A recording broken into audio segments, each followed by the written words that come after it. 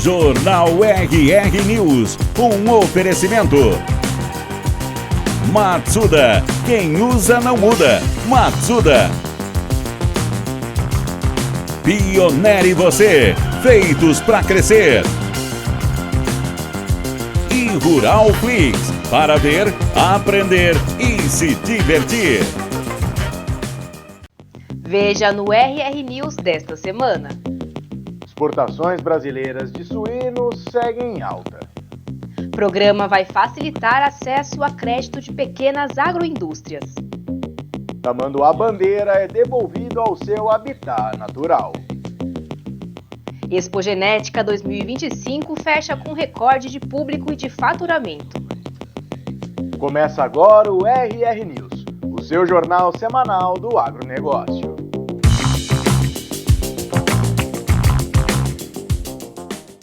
Antes de começarmos, que tal dar um like e fazer um comentário? Isso ajuda a gente a levar o RR News a um número maior de pessoas. E aí, posso contar com você? Então, obrigada e vamos em frente! O Programa de Melhoramento Genético do Zebu, PMGZ, se tornou o primeiro programa do país a receber a certificação ISO 9001. O fato deve dar ainda mais peso e credibilidade ao programa desenvolvido pela ABCZ. Primeiro programa de melhoramento genético do país a ter um certificado ISO 9001 e está entre os 6 do mundo a ter esse reconhecimento. Isso mostra a qualidade do trabalho do nosso corpo técnico frente ao nosso programa. Por a gente já ter um trabalho muito bem estruturado, o processo todo bem organizado, nós apresentamos e também o que foi um diferencial é que nós conseguimos a certificação sem nenhuma não conformidade, que isso aí é muito difícil, porque você precisa atender todos os padrões, né? E nós conseguimos a certificação sem nenhuma não conformidade. Que a gente faz o dever de casa muito bem feito. Tanto os criadores na fazenda, acompanhados pelos nossos técnicos de campo, mas também toda a compilação desse banco de dados aqui dentro da sede da ABCZ em Uberaba. E tudo isso que a ABCZ faz e disponibiliza hoje na palma da mão, através do ABCZ Mobile, pelo site, é de consulta pública. Então, essa certificação tem esse aval internacional, que traz mais confiabilidade na informação, mais consistência, e é importante para os nossos criadores, para os nossos associados, mas principalmente pelo mercado geral brasileiro e também do exterior, que sabe que pode confiar na genética zebuína registrada, avaliada no PMGZ e agora também com essa certificação importante internacional da ISO 9001. Projeções da Conab apontam que o milho safrinha em São Paulo deverá atingir até 114 milhões de toneladas em produção, com produtividade média acima da casa dos 6 mil quilos por hectare. Um produtor do interior do estado, considerado uma referência na atividade, vê nesse grão uma oportunidade bastante viável e rentável para o seu negócio. Nós optamos por plantar milho verão devido a essas oscilações dos preços de soja, dólar, e o milho é um mercado mais interno, né? Então você trabalha uma commodity que você consegue trabalhar melhor internamente. Aí você não fica refém de Bolsa de Chicago, soja, dólar, enfim. E sem contar o fator do benefício que o milho me traz, que é manejo, ele baixa a população de planta daninha, de nematóide, de fungo de solo, entendeu?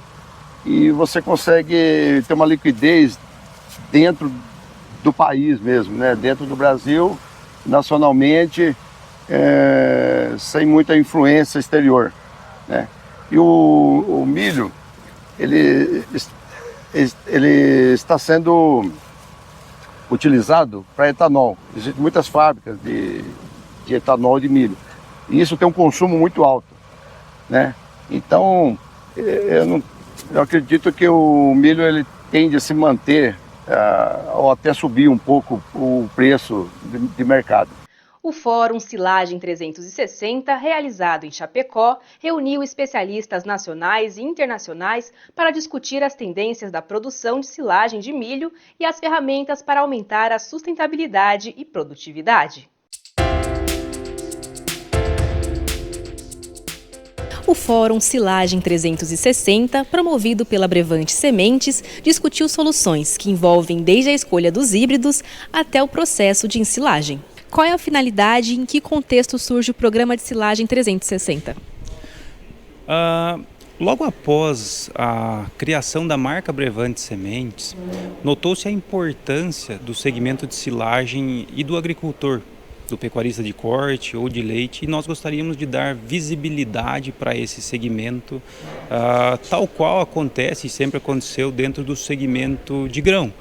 Nesse contexto surgiu o programa Silagem 360 para dar suporte técnico e informativo ao pecuarista de leite, de corte, através de informações e serviços linkados à produção de silagem de milho especialmente. No primeiro momento trabalhamos com promotores a campo, levando essa informação, prestando serviço técnico. Num segundo momento, numa segunda fase desse programa, a gente partiu já para uma série de videocasts para ampliar a chegada dessa nossa mensagem ao máximo de agricultores possíveis. Isso está disponível em várias plataformas, YouTube, Spotify, onde de qualquer local você pode acessar e ver um pouco sobre o nosso trabalho do programa Silagem 360, onde abordamos diferentes agricultores, técnicos, pesquisadores, tentando entender um pouco sobre o cenário de silagem de milho na visão de cada um deles e como nós atuamos e poderíamos melhorar nessa atuação. E nesse terceiro momento nós damos início ao Fórum Silagem 360, que é uma forma de conectar cada vez mais a ciência, a pesquisa, seja interna, seja externa, ao agricultor. Então, nesse momento, nós tivemos a oportunidade de convidar técnicos de cooperativas e distribuição e discutir sobre esse segmento e muito do que pesquisadores têm trabalhado como novidade e o que tem ainda por vir adiante. Esse é o contexto do Fórum Silagem 360 e, obviamente, com o objetivo de fazer com que essa informação chegue ao agricultor, e que ele melhore o seu dia a dia, o seu sistema de produção, que é o objetivo dele e, sendo assim, é o nosso também.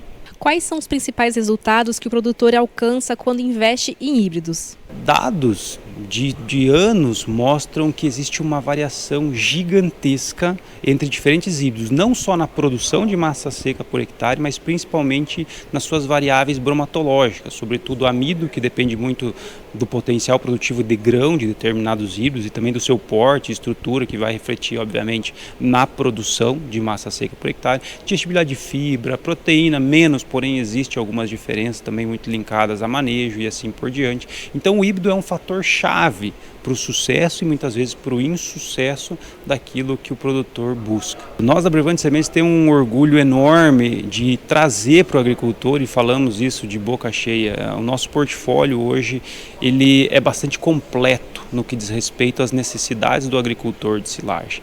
Então é importante entender que não existe a silagem perfeita, que cada sistema de produção, cada fazenda tem uma necessidade diferente e que essa necessidade caminha junto muitas vezes com a escolha do híbrido. O híbrido escolhido vai caminhar bem ou não a essa necessidade. Então hoje nós pudemos trazer, por exemplo, algumas informações sobre o B2620 PWU, que é um híbrido trabalhado já no fechamento de plantio, safrinha, que está apresentando excelente produtividade de massa seca, uma bromatologia também referência na região sul do Brasil, com uma amplitude aí bem legal. O B2801, que já é uma referência nas regiões mais altas do Paraná, Santa Catarina, sobretudo, com desempenho em teores de amido excepcionais. Então é um híbrido para alto investimento, mas que entrega aquilo que o agricultor quer, principalmente nos termos de produção e termos energéticos. E um lançamento, o B2811, que vem para jogar nesse meio campo, no médio alto investimento, com uma amplitude de posicionamento também bastante interessante, com uma alta produção de massa seca por hectare, com uma bromatologia bem comportada, como nós dizemos, no aspecto de amido, digestibilidade de fibra, proteína e assim por diante. E com base na palestra que acabou de ser ministrada, atualmente quais são os fatores-chave para a obtenção de silagem de milho de alta qualidade? Bom, nós temos que dividir o processo em 3 fases. Fase de lavoura, do processo de confecção e armazenamento e o momento do uso. Eu estive hoje aqui, junto do grupo, falando um pouco sobre aspectos agronômicos. Então seria a primeira fase, desde o planejamento da lavoura até o momento da colheita. Vários processos até então básicos, mas que devem ser monitorados a cada ano junto ao produtor e sua equipe técnica. Então nós abordamos aqui alguns fatores relacionados à plantabilidade, a questão de aplicação de fungicida, curvas e demandas de nutrientes no cultivo da lavoura e o ponto de colheita desse material. O que é indispensável quando o assunto é produzir fibra mais digestiva para o gado? Hoje o produtor tem disponível várias tecnologias, falando em híbridos, que permite buscar altas produtividades. Uma lavoura, para alcançar sua alta produtividade, tem que vir somada à qualidade final, uma qualidade que depois desempenhe maior produção de leite ou de carne nos animais. Aqui nós falamos muito sobre a questão da importância do nitrogênio na produção e na qualidade, o uso de fungicidas, né, que são duas coisas cruciais para se ter uma boa expressão genética do material em produção e manter assim uma boa digestibilidade da sua fibra. E por que é importante saber o ponto de colheita do milho para silagem? A cultura do milho, fisiologicamente, passa por 6 momentos distintos na fase de enchimento de grãos. E cada momento desse configura uma composição diferente. Naturalmente que nós temos que buscar aquele momento que concilie maior acúmulo de produção, de matéria seca e de nutrientes digestíveis. Então esse é um ponto-chave de mostrar para os técnicos e para os produtores de como alcançar esse momento para tirar maior proveito do material cultivado. As perdas pós-colheita na silagem de milho podem ocorrer por diversos fatores, principalmente devido à respiração e aos processos fermentativos, tanto no painel do silo quanto no coxo. É importante ter um bom manejo, tirando uma camada espessa, ou seja, a fatia retirada do silo ela tem que ser grande e para isso ele tem que ter um tamanho de silo que seja compatível com o número de animais que ele vai estar alimentando. E o fornecimento da ração no coxo, ela tem que ser pensada em fornecer, mesmo que seja uma vez por dia, mas numa quantidade que seja suficiente para que os animais consumam sem ter sobras excessivas, né? E que sobre muito material de um dia para o outro. E esse material exposto vai ter mais chance de estar sendo perdido. Além de conhecer novas tendências, os produtores presentes compartilharam experiências e desafios da lida no campo. A sua produção vem desde a época dos seus avós. De lá para cá mudou alguma coisa? Isso, a propriedade vem desde 1996, né, no ramo do leite, né, somente do leite. Na época era meu avô e meu pai que administravam, vamos dizer assim. E consequentemente foi passando, né, a sucessão familiar, dizendo assim.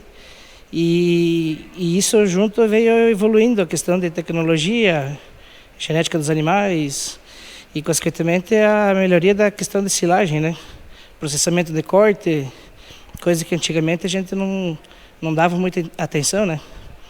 E hoje em dia a gente começou prestar mais foco nessas partes, né?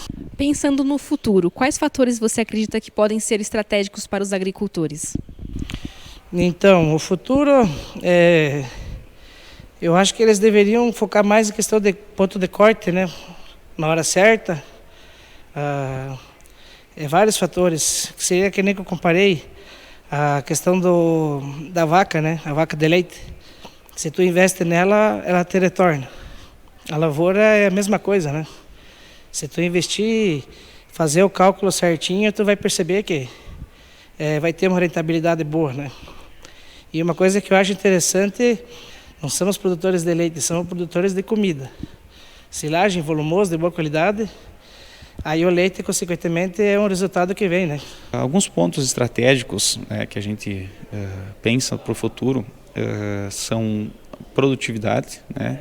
Rentabilidade, a gente quer produzir mais com menos, a gente quer errar menos e a gente sabe que errando menos a gente vai ter uma maior lucratividade, né? Porque hoje principalmente a gente não sabe quanto a gente vai receber. A gente trabalha 30 dias para receber em 45, né? Então o grande fator hoje para a gente aumentar a nossa lucratividade é reduzir custo, né? E a gente só reduz custo errando menos, né?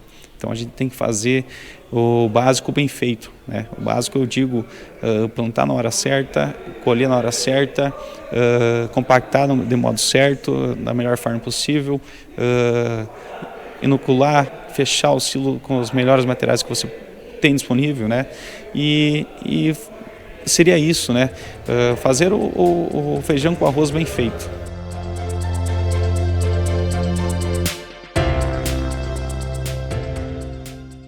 As exportações brasileiras de carne suína totalizaram mais de 848 mil toneladas entre janeiro e julho de 2025, número que supera em quase 13% o total registrado no mesmo período de 2024.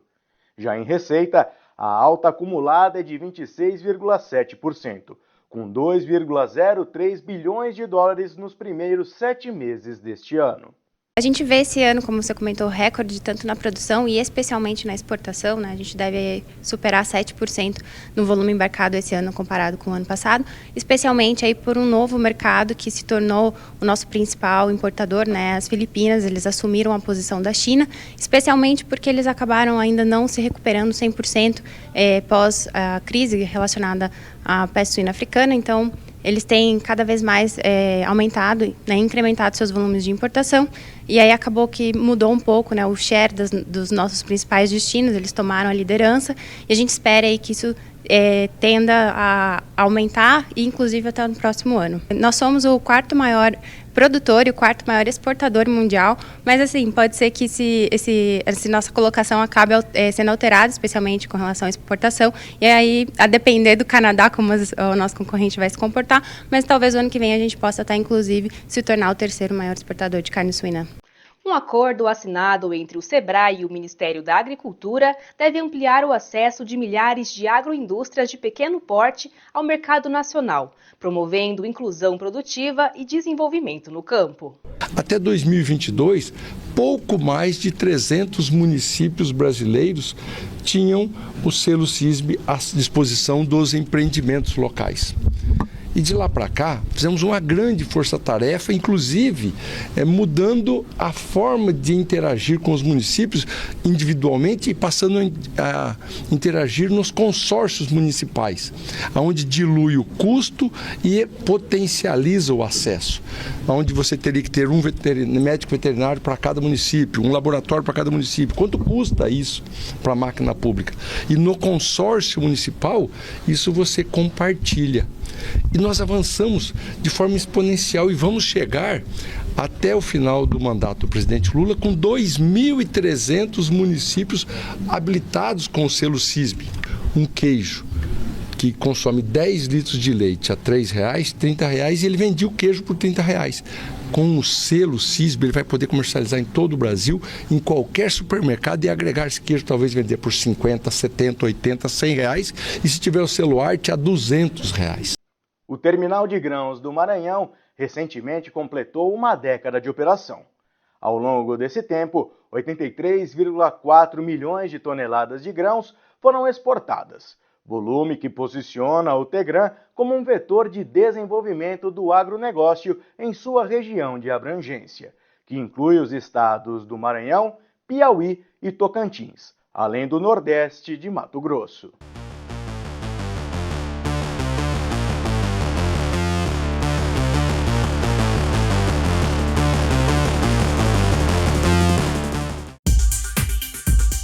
O mercado de café permaneceu altamente volátil nos últimos dias, em meio às incertezas no comércio entre os Estados Unidos e o Brasil. Após o início mais lento em agosto, quando os futuros do Arábica e do Robusta apresentaram pouca variação, os preços voltaram a subir com força em meio a crescentes preocupações com a oferta. Principalmente aí na última semana, a gente viu os preços de café subindo com força, tanto na Bolsa de Londres quanto na Bolsa de Nova York, voltando inclusive para os níveis que a gente viu em maio deste ano, Lembrando que a gente teve preços muito altos no primeiro semestre desse ano, recordes aí para fevereiro e março, mas maio também com patamares elevados aí de preço. De certa forma, os preços eles deram uma recuada, Lembrando um pouco da história a partir do final de maio por conta da colheita de café aqui no Brasil, né? Então, essa perspectiva de aumento da oferta, nem que seja no curto prazo, né? E de certa forma a gente teve os preços um pouco menores, né? Abaixo até dos 300 cents por libra-peso no caso de Nova York, aí no mês de julho. Porém, a partir do meio de julho aí, nós começamos a adicionar alguns pontos a mais de incerteza no mercado.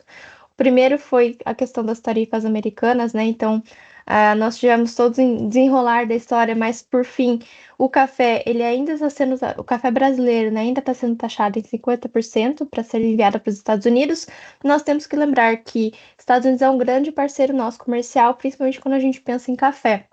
Então, de cerca de todas as importações dos Estados Unidos, 30% do café é brasileiro, né? Do café que o americano consome vem do Brasil. Então, isso, de certa forma, pode gerar um impacto aí e está trazendo essa incerteza no mercado. Aliado a isso, né, a gente teve alguns fatores que levaram, então, ao aumento dos preços nessas últimas semanas especificamente. O primeiro foi a questão da geada aqui na região do Cerrado Mineiro, principalmente no dia 11 de agosto. Então, ainda que, de certa forma, foi uma geada bem menos intensa, né, mais fraca do que a gente viu aquela em 2021, por exemplo, que afetou bastante a safra brasileira e os preços de forma geral, mas ainda assim algumas cooperativas trazendo dados que pode ter algum impacto na safra 26 e 27, a próxima que vai começar seu desenvolvimento ali a partir de setembro e outubro, dependendo das temporadas, tudo bem? Então isso trouxe outro ponto de incerteza do mercado e acabou sustentando um pouco as cotações. E outro ponto foi a questão dos estoques certificados da Bolsa de Nova York. Então, desde o final de julho, na verdade, mas principalmente no começo de agosto, a gente viu um recuo dos estoques certificados na parte do Arábica, né, para níveis abaixo do que foi em 2024 e também dos níveis históricos, né, média histórica da Bolsa. Isso é um reflexo, né, principalmente de Brasil enviando menos café para a Bolsa, porque, por um lado, nós temos também que lembrar que no Brasil, de certa forma, os produtores eles seguem muito recuados, né, do mercado, tanto por conta da questão de que a gente está vendo uma safra de arábica um pouco menor, e também por conta de toda essa incerteza, né, com as tarifas americanas. Então, os produtores têm segurado mais café do que nas últimas safras, e a gente acredita que possivelmente eles vão esperar ao menos até a florada da safra 26 e 27 para ter uma noção do tamanho da safra, né, do que eles podem vender. Então, a expectativa é de um mercado mais apertado. E outro ponto também é que dados diferenciais que a gente tem hoje no mercado, para o produtor brasileiro acaba não compensando tanto enviar esse café para certificar na Bolsa, né, dados os custos aí que a gente tem. Ainda assim, a gente viu um pouco os países, principalmente México, aí enviando um pouco de café para a Bolsa nos últimos dias, que deu uma suavizada na queda, mas Brasil recuando bastante na sua participação. Então, isso, né, dado essa conjuntura, nós temos a certeza das tarifas americanas, né? As empresas americanas também com estoques um pouco mais baixos aí, né? Segundo a Secafé, né, as empresas americanas têm cerca de 30 a 60 dias de estoques de café brasileiro, digamos assim, né, para utilizarem. Então, a gente tem esse período, mas ainda assim sinalizando todo esse cenário de dificuldade aí, né, de como que vai, da onde que eles vão pegar esse café, né, onde eles vão importar, vão acabar pagando mais caro, vão repassar esses custos para os consumidores, então está gerando bastante certeza. E de outro lado, a gente tem os estoques certificados também recuando e produtor brasileiro sem interesse de enviar para certificar para a Bolsa, ao menos no momento, né? A 18ª Expo Genética terminou no último final de semana. O público presente ao evento foi 90% maior do que o da edição anterior, o que comprova a importância da pecuária nacional no desenvolvimento genético bovino. A 18ª Expo Genética, promovida pela BCZ, foi marcada por um crescimento expressivo no faturamento comparado ao ano passado. No total, os 27 remates da feira movimentaram R$ 124.352.000, o que representa um aumento de 38% sobre a edição de 2024. Reunindo criadores de todos os cantos do país e também do exterior, a mostra levou ao Parque Fernando Costa, em Uberaba, a nata do zebu. A gente sempre foi muito pioneiro e conhecido por investir em tecnologias. Tecnologia, não só para falar, eu uso tecnologia aqui não, mas tecnologia com fundamento. Tecnologia para buscar animais superiores para determinadas características. Características às quais a gente seleciona buscando os animais que vão gerar o melhor rendimento econômico dentro da pecuária de corte. A gente trouxe o Goldman e o Garfield, são 2 touros contratados pela ABS, e junto com eles a gente trouxe as filhas deles, né, para a gente estar mostrando ao público o potencial genético que esses 2 touros têm.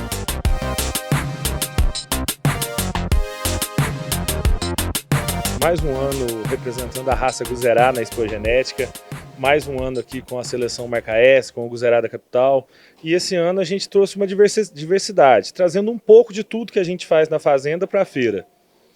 A gente trouxe touros de central, trouxe progênies de touros nossos que já se confirmaram produção, a gente trouxe doadoras, vacas paridas, como uma vitrine mesmo, aproveitando essa que é a maior vitrine de gado avaliado do Brasil, trazendo um pouquinho da fazenda para cá. São mais de 90 anos de seleção de Guzerá, unindo tradição com evolução, correndo sempre atrás de novas ferramentas e aproveitando tudo aí que o mercado oferece de tecnologia. A gente está, esse ano, apresentando nossos resultados do último ano. Hoje, reunindo as 2 marcas, o Guzerá da Capital EG e a seleção Marca S, a gente tem 25 touros entre os 50 primeiros do PMGZ, a gente tem 33 touros entre os 50 do Geneplus, a gente tem aqui touro que foi campeão do Penat do ano passado, a gente tem o líder do sumário da ABCZ aqui com a gente também, então a gente veio trazer isso, nossos resultados para a feira.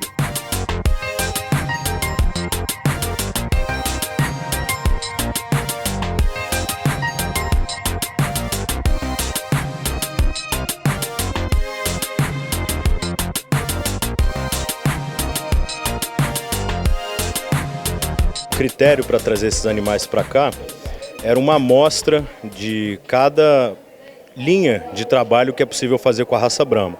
Então o Uber Brahma se dedica há muitos anos, há 2 décadas, à seleção do gado Brahma PO, e no momento atual a fazenda que está hoje sediada na Fazenda São Lourenço, em Valença, no Rio de Janeiro, se dedica a seguir aprimorando os animais Brahma PO, e tem como atividade fornecer animais para empresas que trabalham com comercialização de material genético e animais especiais. Então nós trouxemos uma novilha moxa, que é de propriedade do Uber Brahma, que é um trabalho que vem crescendo, a busca por animais mochos dentro da raça Brahma, com capacidade produtiva igual aos animais padrão, e trouxemos também doadoras já provadas, que hoje são de outras empresas que trabalham comercializando embriões delas. Então são 2 doadoras cinza extremamente provadas, com produção no Brasil, no exterior, inclusive ali está a mãe do animal Brahma, que foi campeão do programa Zebu Carne de Qualidade, e que foi um resultado espetacular, porque ele foi campeão da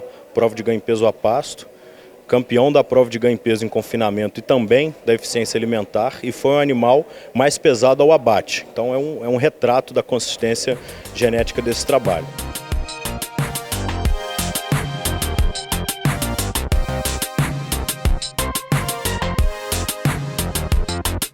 Eu acho que a Expogenética é uma amostra de tudo que você faz de melhoramento dentro da propriedade. Então a raça Cindy já esteve aqui no passado com mais intensidade, passou alguns anos sem estar presente, e a gente vem fazendo um trabalho ano a ano para conscientizar os criadores que a raça Cindy jamais pode ficar fora da Expogenética, né? Então no ano passado a associação fez um esforço, a gente bancou metade de um pavilhão, esse ano a gente já está com um pavilhão completo, e isso é uma satisfação muito grande, e a gente vê que o Cindy não pode ficar fora da Expogenética, e eu espero que no próximo ano a gente possa ter 2 pavilhões repletos desse gado vermelho. Eu acho que a cada ano a raça Cindy vem crescendo bastante, é uma raça que ainda carece de muitos números, então a gente precisa cada vez mais estar inserido no PMGZ Corte, no PMGZ Leite, já que é uma raça que tem essa dupla aptidão nata, mas falando aqui da Expogenética, né, então a gente vê que o número de animais que estão hoje expostos dá gosto de ver. Você vê que já são animais melhorados, com bons índices, e isso é o que a pecuária precisa. A gente está aí dividindo o espaço com o Nelore, que é, vamos dizer assim, uma raça mãe, uma raça que nos ensina a fazer o correto, e a gente precisa dar esse trabalho na raça Cine. Então, cada vez mais melhorar esses índices, ter mais animais de DK2, DK1, e que a gente possa ter uma participação cada vez mais maciça dentro da expogenética.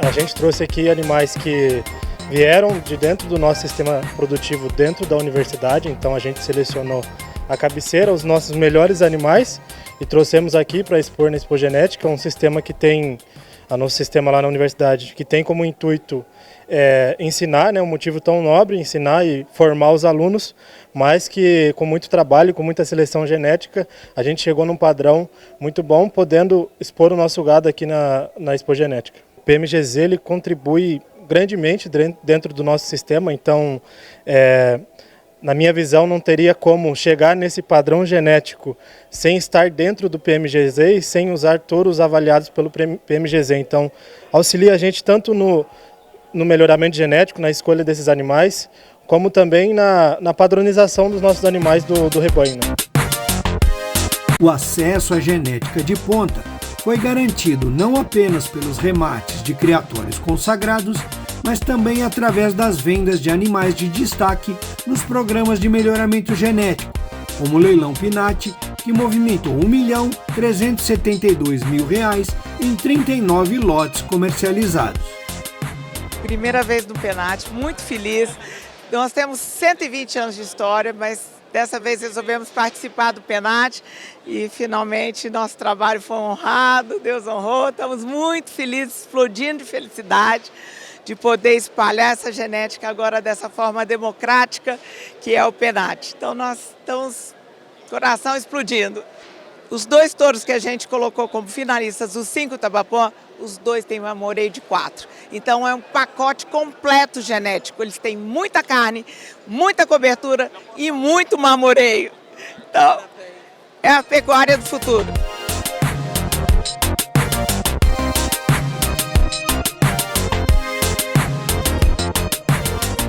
Mais um troféu do Penat, mais um touro campeão do Penat.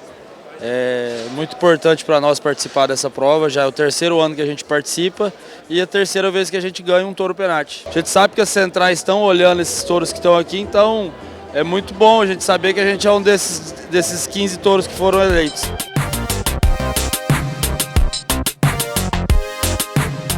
O animal de série baixa, né, a gente começou bem recente, é a 2ª safra que nasceu lá na fazenda. Fruto de seleção na Viraí, foi um produto através de embrião, produto de FIV. E graças a Deus a gente soube trabalhar bem dentro da fazenda, soube conduzir ele bem, parte nutricional, toda a parte de sanidade e graças a Deus deu tudo certo e esperar que daqui para frente é tentar manter, né? Já que começou muito bem, agora é se esforçar para continuar mantendo esse nível.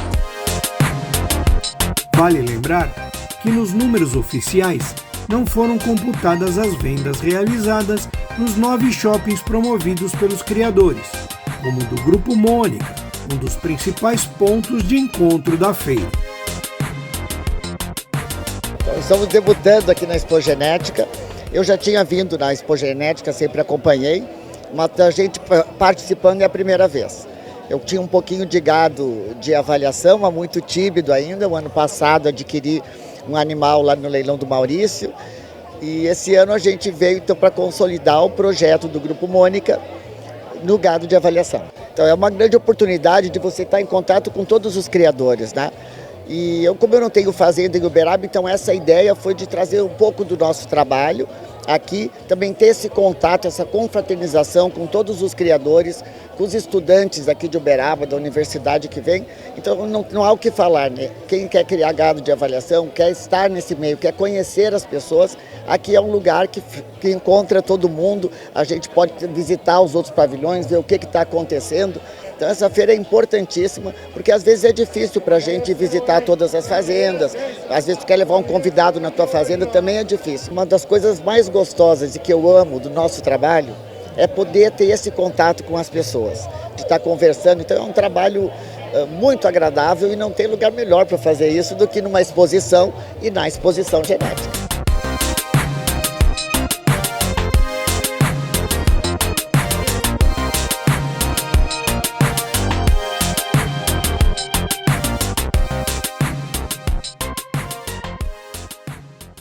Um tamanduá-bandeira macho e adulto foi recolocado em seu habitat natural em uma área de mata do município de Angatuba, em São Paulo. O animal havia sido resgatado no último dia 30 de julho pela Polícia Ambiental de Itapetininga, após ser atropelado em uma rodovia que corta o município. A gente recebeu no dia 30 de julho, através da Polícia Ambiental de Itapetininga, né? Eles direcionaram um tamanduá-bandeira que foi atropelado na cidade de Angatuba. O animal tinha uma lesão em membro posterior direito e membro anterior esquerdo, né? Onde prejudicou o animal de uma certa forma. Ainda bem que não foi nada grave. A gente fez o cuidado desse animal durante um período de 19 dias, acompanhado dos veterinários, dos biólogos daqui do CETRAS, até que esse animal demonstrasse todo o seu leque de comportamento natural, para que a gente pudesse reintroduzi-lo na natureza de novo. Assim que esse animal se mostrou apto para voltar à natureza, com o auxílio da Polícia Ambiental aqui de registro, nós fizemos o direcionamento desse animal de volta à cidade de Angatuba, onde ele foi solto em um parque estadual, com mais de 1.300 hectares de mata preservada, né, conservada, para que ele pudesse voltar à natureza e exercer as suas funções ecológicas principais, aonde também tem ocorrência de outros tamanduás, onde ele vai poder se reproduzir, vai poder exercer sua função de fato na natureza. Então foi considerado uma soltura de sucesso para nós. Um projeto de pesquisa desenvolvido pela EPAMIG em parceria com a Embrapa estuda novas cultivares de café mais resistentes à seca. Nos últimos anos, a cafeicultura tem enfrentado dificuldades com longos períodos de estiagem e altas temperaturas, que têm causado prejuízos no setor. Diante disso, a EPAMIG tem conduzido pesquisas com desenvolvimento de cultivares mais tolerantes ao DFTI e altas temperaturas. Conduzimos, então, um projeto financiado pela FAPEMIG, que é a identificação de cultivares então com maior tolerância à seca e altas temperaturas. Então, o projeto consiste em experimentação de campo e em casa de vegetação. Então, foi avaliado 17 cultivares e a gente avaliou 24 características que supostamente estão ligados à tolerância a DFI e altas temperaturas. São características de desenvolvimento, por exemplo, crescimento, área foliar, desenvolvimento do sistema reticular, anatômicas, aí dá o exemplo de espessura de cutícula, diâmetro de estômagos, número de estômagos, que são características ligadas supostamente aí à maior tolerância à DFI. Análises fisiológicas, que a gente chama de trocas gasosas, a gente dá exemplo aí da capacidade fotossintética, a eficiência no uso da água das plantas, potencial hídrico. Também análise aí que a gente fez de molecular, tentando identificar genes candidatos à tolerância a seca e altas temperaturas. Então, um projeto grande foi conduzido e estamos finalizando e já com uns resultados bastante promissores aí, iniciais. Diante dessas análises que foram feitas, a gente conseguiu identificar já algumas cultivares com bom potencial. Dou exemplo aí da cultivar Catuai e a C-Catuai SH3, material registrado pelo Instituto Agronômico de Campinas, né? Que tem realmente apresentada essa característica. Aqui da Epamig, as cultivadas MGS Paraíso 2, MGS Ametista, e do Procafé a cultivar a Caonou. Essas cultivares então apresentaram, de todas as características que foram realizadas, foram avaliadas, elas foram apresentando características que mostram que são muito promissoras e têm potencial realmente de ser indicadas, né, para condições de maior restrição hídrica e por, eventualmente, períodos mais quentes. Então, o trabalho foi desenvolvido nos últimos anos, né? Contamos com a colaboração de bolsistas, treinamento de bolsistas, todos envolvidos nesse projeto grande aí. Foi apresentado uma dissertação de mestrado, um TCC e artigos científicos estão sendo preparados, além de resumos em congressos e de campos também que a gente tenha mostrado esses resultados. Então, um projeto aí financiado pela Procafé, com resultados importantes para a cafeicultura, que são cultivares mais tolerantes a altas temperaturas e períodos de déficit. Diante das adversidades climáticas que a gente tem enfrentado, fatores importantíssimos para melhorar a produção de café dentro do estado de Minas Gerais.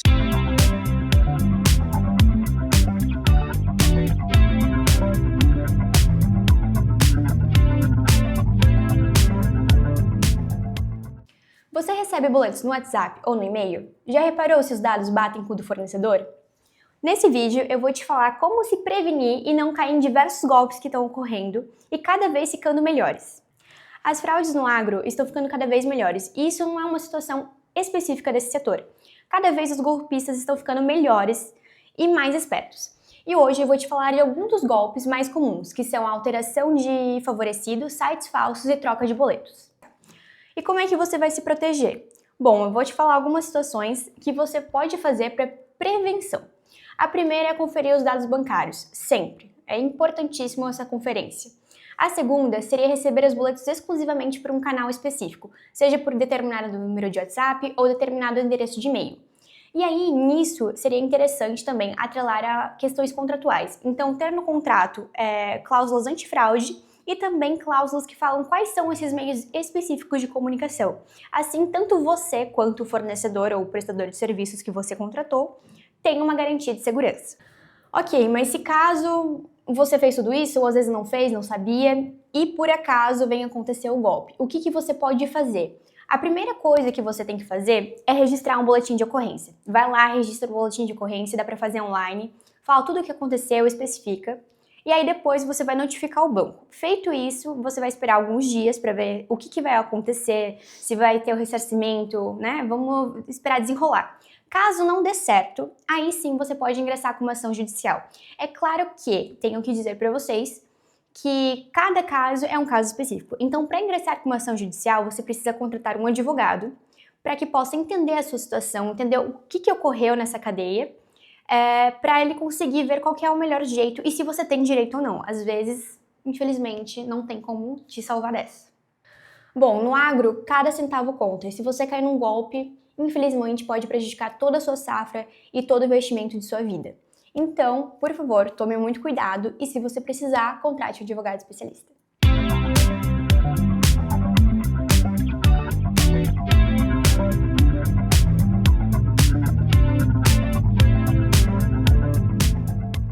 A região do Arco Amazônico, que compreende os terminais portuários ao longo do rio Amazonas e seus afluentes, vem ganhando cada vez mais relevância no cenário logístico nacional. Com uma movimentação de 87,8 milhões de toneladas em 2024, considerando operações de longo curso e cabotagem, a região registrou um crescimento de 4,8% em relação ao ano anterior. A recente divulgação pela ATP da crescimento da movimentação de grãos pelo Arco Amazônico nos últimos 10 anos, 288%, surpreendeu positivamente todos nós. Se a gente repensar que em 2015 a nossa movimentação não chegava a 8 milhões e esse ano passou dos 30 milhões, é um número realmente expressivo. Isso em decorrência de um aumento da produção no estado do Mato Grosso. A produção nossa cada vez sobe mais para as latitudes norte no Brasil, e o estado do Mato Grosso já se consolidou há muito tempo como o maior produtor de grãos do Brasil. Tudo está dando certo? Não. Nós temos que ainda fazer algumas considerações, principalmente na parte da acessibilidade, seja ela terrestre quanto aquaviária. Na parte terrestre, sem dúvida nenhuma, que nós precisamos urgentemente de desenrolar a construção da ferrogrão. Ela é fundamental para o escoamento de grãos do norte do Mato Grosso para Miritituba. Mas também sofremos nos últimos 2 anos com um problema muito sério, que foi a seca que afetou a região amazônica, mexendo muito com a capacidade de navegação, principalmente pelos rios Madeira e Tapajós. Isso nós temos que resolver de uma vez definitiva. A concessão talvez venha a ser a grande solução para isso, mas enquanto ela não vem, nós temos que fazer as dragagens necessárias sobre esse assunto. E, obviamente, também não podemos esquecer da passagem pela Barra Norte, onde, ano passado, mais de 13 milhões de grãos escoaram por aquela região e o calado lá de operação ainda está muito baixo e nós temos certeza que nós podemos aumentar bastante. Então, são os 2 pontos críticos, a Barra Norte, aumento do calado na Barra Norte e a dragagem nos rios por onde as barcaças passam para levar para os nossos portos marítimos. O seminário Cadeias de Produção de Proteínas, Combustível para o Mundo reuniu em Brasília parlamentares, representantes de entidades, especialistas, autoridades e diretores do sistema CNA-Senar. A agropecuária brasileira tem a singular capacidade de produzir cada vez mais energia e alimentos, com mais eficiência, produtividade e sustentabilidade, sem comprometer a segurança alimentar. Contribui para a diversificação da matriz energética, gera valor e empregos, atuando de forma decisiva para os compromissos climáticos globais. Hoje, enquanto a média mundial de fontes de renováveis chega a 15% na matriz energética, o Brasil já alcança 50%, sendo que 33% são derivados de atividades agropecuárias. O etanol de cana segue essencial, com mais de 28 bilhões de litros. E o etanol de milho, que deve alcançar 10 bilhões de litros em breve, cresce em ritmo acelerado, abrindo novas oportunidades. A partir do etanol de milho, fabricamos de 4 a 5 milhões de toneladas de DDG, um insumo proteico estratégico para a nutrição animal. A casa entende que nós vamos ter uma verdadeira transformação de produção de proteína com esse DDG. O etanol brasileiro desponta ainda como matéria-prima para o combustível sustentável da aviação, reforçando o nosso protagonismo global. Na mesma direção, o biodiesel mostra a força de integração entre energia e proteína animal. Produzimos atualmente cerca de 9 bilhões de litros de biodiesel. O processamento de soja é responsável por 70% dessa produção, gera óleo para o combustível e mais farelo para a produção de carne, sustentando a liderança do Brasil em aves, suínos e bovinos. Anualmente, 59% do volume de quase 45 milhões de toneladas de farelo de soja que produzimos são derivados do esmagamento para a produção de biodiesel.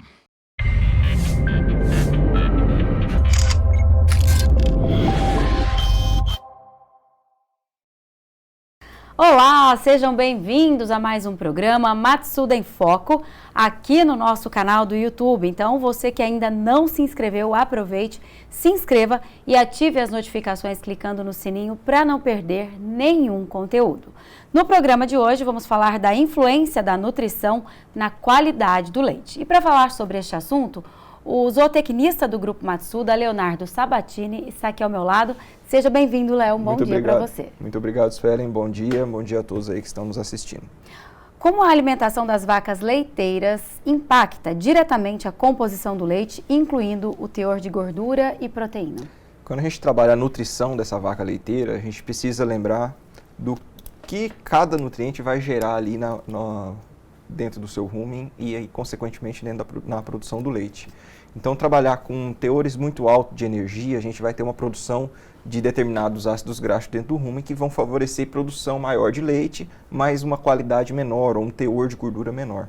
Então, temos que trabalhar essa nutrição dessa vaca usando fibras de qualidade, né, volumoso de qualidade para esse animal, né, garantindo que vai uma boa nutrição via volumoso e uma complementação através dos concentrados, né, dos grãos, para garantir uma produção de leite em volume, né, o volume que a genética do animal é predisposto a produzir, e uma qualidade adequada, né, porque lembramos, além do seu consumo in natura, a gente tem a produção dos derivados, e esses derivados eles são determinados pela composição desse leite. Então, o teor de gordura e teor de proteína, principalmente do leite produzido por esse animal, ele é muito importante, e a gente trabalha esses teores através da nutrição, trabalhando com alimentos de qualidade, com níveis adequados de proteína e energia, uma boa relação entre essa proteína e energia para potencializar a ação dos meus micro-organismos ruminais, lembrando também que eu preciso de níveis de macro e microminerais adequados para garantir essa produção de leite também. Ô Léo, e quais são os principais nutrientes que devem estar presentes na dieta para garantir a qualidade do leite e a saúde do rebanho? A saúde como um todo desse animal, um dos principais pontos que vai auxiliar nesse sistema imunológico ali são os microminerais, né? Então, trabalhar com níveis de microminerais adequados, né, elevados ali para a necessidade desse animal vai ser muito importante para manter o meu sistema imunológico como um todo mais ativo, mais preparado. Porque uma vaca de alta produção, como ela tem uma glândula ali trabalhando muito, o risco dessa glândula ali estar tendo contato com o patógeno é muito grande. E eu tendo um sistema imunológico ativo, o próprio animal vai ter condições ali de estar combatendo esses micro-organismos, esses patógenos que podem estar adentrando ali a glândula do meu animal. Com isso eu garanto uma glândula mais saudável, um animal mais saudável, uma glândula mamária mais saudável, eu tenho uma produção de leite melhor, garanto qualidade aí de leite e lucratividade para o meu produtor.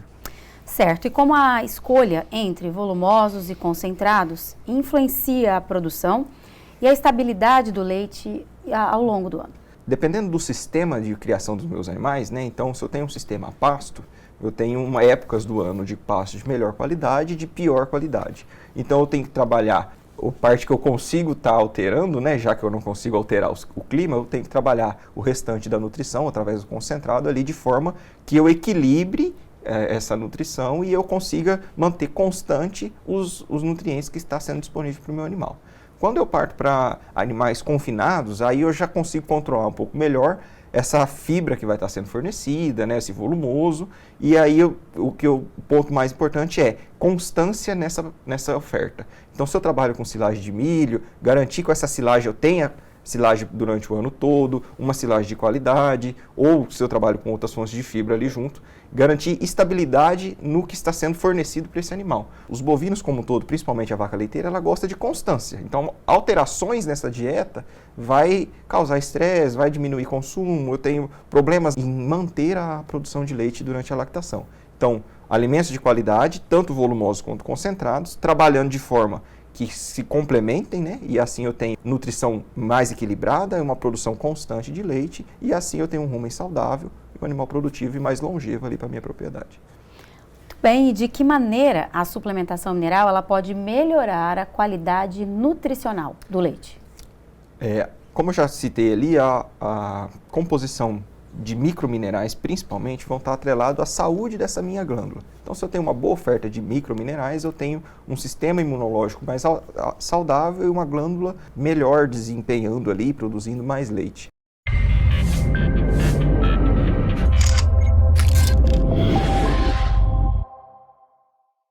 Para assistir a entrevista completa de forma gratuita, basta acessar a Ruralflix e fazer seu cadastro lá. E aproveite também para conferir todo o conteúdo oferecido na plataforma. Vale a pena?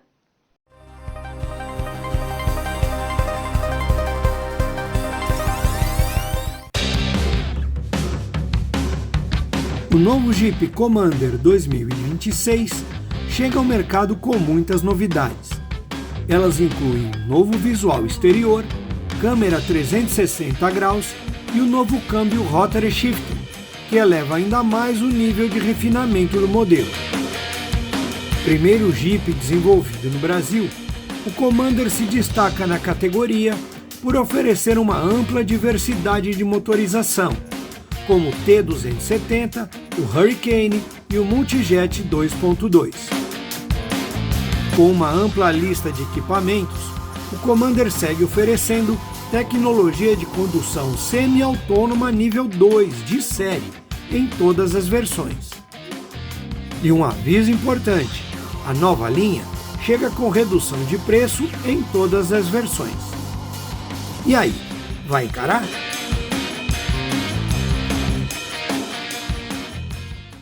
O primeiro semestre de 2025 trouxe resultados positivos e desafios significativos para a piscicultura brasileira. No mercado interno, o setor manteve o ritmo de crescimento esperado. O primeiro semestre de 2025 foi muito desafiador para a piscicultura brasileira. Para a tilápia e também para o tambaqui, que são os dois principais produtos que nós cultivamos no Brasil. A tilápia representando praticamente 70%, seguido na sequência pelo tambaqui, o nosso mais importante peixe nativo comercializado em todo o Brasil, mas com mais expressividade na região norte. E aí, falando da tilápia, nós tivemos um segundo semestre onde tivemos um aumento de mais de 50% nas exportações, seja em volume ou seja também em faturamento. Nós começamos o ano como o segundo maior exportador de filé de tilápia fresco para os Estados Unidos e pelos dados e evoluções que tivemos nos primeiros 6 meses, estava muito claro de que nós conseguiríamos chegar ao final do ano como o principal exportador de filé fresco para os Estados Unidos. Esse é um resultado muito bom, porque há pouco mais de 3 anos a gente era apenas o 8º exportador para o mercado americano. Um trabalho que nós temos que agradecer ao setor produtivo e à indústria por essas conquistas, né? Agora, esse ano, no primeiro semestre, para o produtor, não foi um ano bom. Nós tivemos uma queda de 14% no preço pago ao produtor, quando comparado com o mesmo período do ano passado. E os custos aumentam, né? Reduz o preço, mas os custos continuam, trabalhista, energia elétrica, insumos para ração, esses são crescimentos constantes. O que acabou fragilizando um pouco o setor em alguns momentos, em alguns setores, né? Ou seja, nós precisamos cada vez mais de nos aperfeiçoarmos nas questões de gestão e também de mercado, mas não para por aí, né? Quando a gente fala de exportação, principalmente de tilápia, a tilápia hoje corresponde a 95% do que nós exportamos de peixe de cultivo é tilápia. E praticamente isso para o mercado dos Estados Unidos, para o mercado americano. Com o tarifaço, ou seja, desde o dia 5 de agosto nós paramos as exportações. Até o dia 5, à meia-noite, a gente ainda conseguia exportar. Mas paramos totalmente as exportações, haja vista aqui com uma tarifa de 5%, ou 50%, né? Nós não temos como competir lá nos Estados Unidos. E esse produto acaba sendo direcionado para o mercado interno. Então, o mercado que já estava, vamos dizer, com os preços bastante pressionados, por conta do aumento de oferta de produto, acaba sendo pressionado um pouco mais em função do produto que estava programado para ir para os Estados Unidos e agora fica aqui no mercado interno. E cada empresa estabelece uma estratégia de como que vai comercializar esse produto excedente. E todos eles começam a fazer planejamento de contenção, né, de redução de abate, de produção, lembrando de que a tilápia tem um ciclo longo, que a gente vai comer daqui 8 meses já está na água, né? Então, qualquer ação que nós façamos hoje, o impacto não é imediato. E isso acaba trazendo mais dificuldade. Mas o produtor e a indústria brasileira é muito resiliente, né? E nós esperamos agora, ainda está em negociação, o governo brasileiro com o governo americano. Nós temos negociações dos setores produtivos aqui no Brasil e dos mais diversos setores que foram impactados com a questão do tarifaço. em negociações, inclusive agora no início do mês tem uma negociação em Washington, e nós continuamos ainda com uma esperança, com umas expectativas positivas de que a atuação, especificamente do setor produtivo, junto ao setor produtivo americano, junto ao governo americano, pode trazer ainda resultados positivos. Esse é um melhor ambiente para nós, mas o setor se prepara também para o pior ambiente, que é a manutenção das exportações para os Estados Unidos, verificando outras possibilidades. Nesse momento nós não temos nenhum outro mercado que possa substituir os Estados Unidos. Então, assim, o que for criado para atender outros mercados é algo que vai demorar aí de 6 meses a 1 ano para que possamos reencaminhar. Então, é um segundo semestre de produção, porque, como eu falei, os peixes que serão despescados, né, que é o termo que a gente usa, no segundo semestre agora já estão na água, então tem que tirar ele e passar na indústria, mas a partir do ano que vem a gente já espera resultados mais positivos, principalmente em função do reposicionamento do setor, seja para atingir outros mercados aqui no mercado interno ou também para ir para outros mercados externos, mas tudo isso a partir de 2026. Para 2025, segundo semestre, é apertar os cintos, né, e continuar suportando essa turbulência. Como a gente escuta dos pilotos de avião, a turbulência assusta, mas não derruba avião. Então vamos continuar cautelosos, vamos amarrar os cintos, porque essa é uma turbulência que nós vamos passar. O RR News vai ficando por aqui. Uma ótima semana para você e até a próxima.